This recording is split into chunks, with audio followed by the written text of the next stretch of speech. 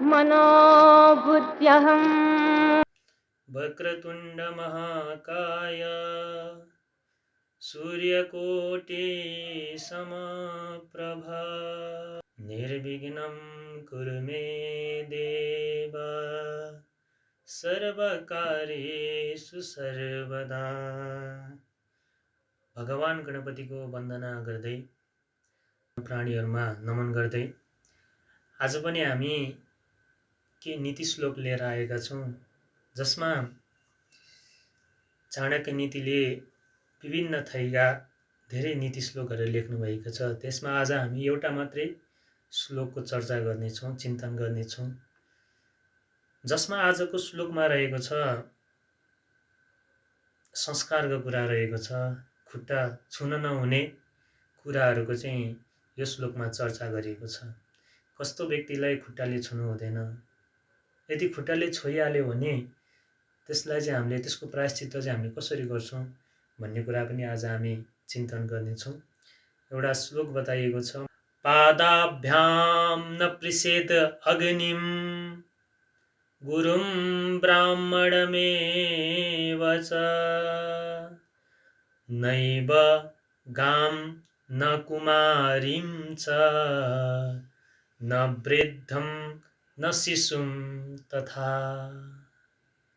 हुन्छ हामीले जस्तो संस्कार सिकेका हुन्छौँ त्यस्तै संस्कार हाम्रा बालबच्चाहरूले सिकेका हुन्छन्। त्यही भएर हाम्रा साना बाबुहरूलाई, साना नानीहरूलाई हामीले राम्रो संस्कार दिनुपर्ने हुन्छ। पछि भविष्यका लागि भए पनि हामीले राम्रो संस्कार दिनुपर्ने हुन्छ। संस्कार हाम्रो जीवनमा धेरै आवश्यक हुन्छ। त्यही भएर संस्कारको पालना गर्नुपर्ने हुन्छ। हामीले चाहे ठुलो होस् या सानो होस्, हामीले जस्तो राम्रो संस्कार गरौँ त्यस्तै राम्रो संस्कार हाम्रा साना साना पुत्रहरूले, पुत्रीहरूले त्यही सिक्दै जानुहुन्छ। हामीले जस्तो संस्कार दियौँ त्यस्तै संस्कारहरूले सिक्छ। त्यही भएर हामीले राम्रो संस्कार दियौँ भन्ने कुरा पनि नीतिमा बताइएको छ।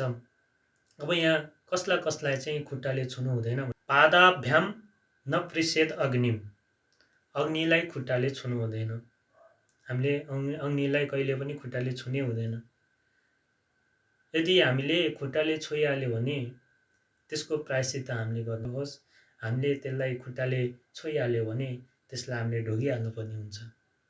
यदि हामीले तत्काल त केही नहोला, पछि गएर त्यसको परिणाम केही नराम्रो आउन सक्छ। त्यही भएर हामीले तत्काल हामीले जुनसुकै कुरालाई हामीले खुट्टाले लागे पनि छुनुपर्ने हुन्छ। त्यसै गरी अग्निलाई हामीले खुट्टाले छुनु हुँदैन। त्यसै गरी गुरु त हाम्रो पूजनीय हुनुहुन्छ। गुरुलाई हामीले वन्दना गर्नुपर्छ, पूजा गर्नुपर्छ। त्यही भएर गुरुलाई पनि खुट्टाले छुनु हुँदैन। यदि हामीले गुरुको त हामीले दिनानुदिन खुट्टा स्पर्श गरेर दर्शन गर्नुपर्ने हुन्छ। त्यही भएर हामीले जानेर होस् या नजानेर होस्, यदि खुट्टाले गुरुको खुट्टामा स्पर्श भयो भने त्यसलाई हामीले प्रायश्चित्त गर्नुपर्ने हुन्छ। त्यसै गरी ब्राह्मणमेव च, ब्राह्मणको पनि खुट्टा छुनु हुँदैन। त्यसै गरी नैव गाम, गाम भनेको गाई, गाईलाई पनि हामीले खुट्टाले स्पर्श गर्नु हुँदैन। किनभने गोमाता भनेको हाम्रो लक्ष्मी माता हुनुहुन्छ।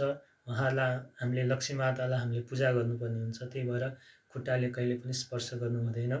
त्यसै गरी कुमारीम छ, कुमारीहरूलाई पनि हामीले पूजा गर्नुपर्छ। त्यही भएर खुट्टाले स्पर्श गर्नु हुँदैन, खुट्टाले छुनु हुँदैन। न वृद्धम, वृद्धहरूलाई पनि हामीले खुट्टाले छुनु हुँदैन।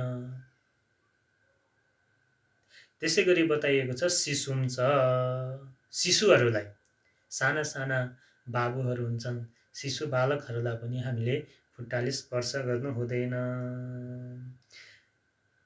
अब यो श्लोकले के बताउन खोजियो भन्दाखेरि खुट्टाले नछुनु हुँदैन भन्ने कुरा, कसलाई छुनु हुँदैन भन्ने कुरा यहाँ बताइएको छ। यदि उल्लेख भएका यहाँ बताइएका जस्तै अग्नि, अनि गुरु, अनि ब्राह्मण, गाई, कुमारी, अनि त्यसै गरी वृद्धहरू, अनि त्यसपछि शिशु, यदि यिनीहरूलाई चाहिँ हामीले खुट्टाले छोयो भने तत्कालै पनि दुःख पाउन सकिन्छ। यदि तत्कालै दुःख पाउन त्यसको परिणाम तत्कालै आएन भने पछि पनि त्यसको परिणाम नराम्रो आउन सक्छ। त्यही भएर हामीले के यो श्लोकबाट के बुझ्नुपर्छ भन्दाखेरि हामीले कसैको पनि अपमान गर्नु हुँदैन, सबैलाई मान गर्नुपर्दछ। चाहे ठुलो होस् या चाहे सानो होस्, सबैलाई हामीले सम्मान गर्नुपर्दछ। यदि हामीले अपमान गरियो भने पक्कै पनि चाहे त्यो ठुलो नै मान्छे होस्, जोसुकै होस्, पछि गएर पछुताउनु पर्ने हुन्छ। त्यही भएर हामीले सबैको सम्मान गर्नुपर्छ भन्ने कुरा यो श्लोक